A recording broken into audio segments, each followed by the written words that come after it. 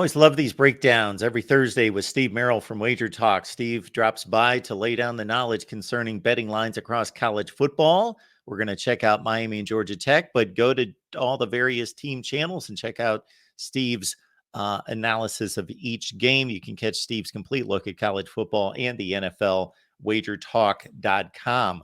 Steve, we've got a Miami team that seems a bit resurgent. They're coming off a bye week. They're 4-0 for the first time in forever.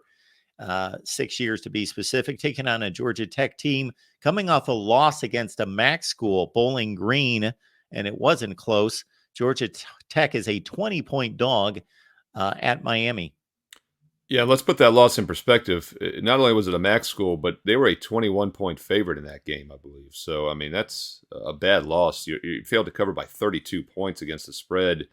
I would say that's a red flag. They did have a 2-0 turnover disadvantage. Did throw for 348 yards, but defensively they struggled. They allowed Bowling Green 175 rushing, 263 passing. So you got to assume Miami, with a very explosive offense, should be able to put some points up here. They're averaging over 8 yards per play, over 500 yards per game this year. With that said, though, the bye week probably did not come at the best time. We talked about a lot of other teams on the other team channels this week, how the byes came at the right time. Like both Florida State and Ohio State, for example, had their byes last week after their big wins over Notre Dame and Clemson, 2 games that went down to the wire. That's when you want your bye, in my opinion. Miami was coming off a 48-7 Bethune-Cookman win and a 41-7 rout at Temple. I don't think they necessarily needed the bye, especially with North Carolina on deck next week. So could be a little bit of a flat spot for that reason. The problem is the line is too short for me to step in and back Georgia Tech. My database simulation, 10,000 games, has on average Miami of Florida winning by 23. As you mentioned, the current line is 20. It opened as low as 18, so we have seen it rise a bit because I think it was too short. But on the other side of the coin, there are a couple positives for Georgia Tech.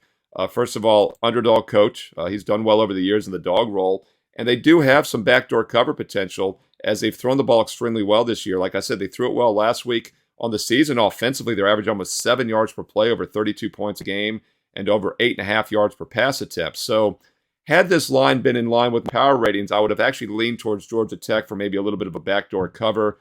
It's currently plus 20. I make it 23, so there's just no value, unfortunately. If this line does go to 21 or higher by kickoff on Saturday, I'd start leaning towards the dog. Otherwise, probably a game we got to stay off. In the midst of what was a horrendous 5-7 record, and even worse, if you look past the results for Miami, their one big win of the season was against Georgia Tech by 21 in Atlanta last season. Steve Merrill's work, you can be found at Wager Talk TV. That's right here on YouTube, or wagertalk.com for the complete look with the money management system and everything included, the NFL, college football. Catch Steve's selections and just the analysis and breakdown of all these games here, the Voice of College Football on the various team channels.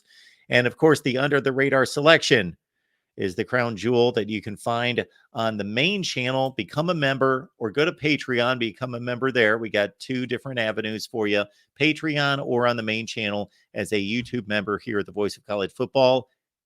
16-2 against the spread on his exclusive Under the Radar selections for us. Steve, it's always fun. Enjoy the breakdown. Always enjoy it. Thanks, Mark.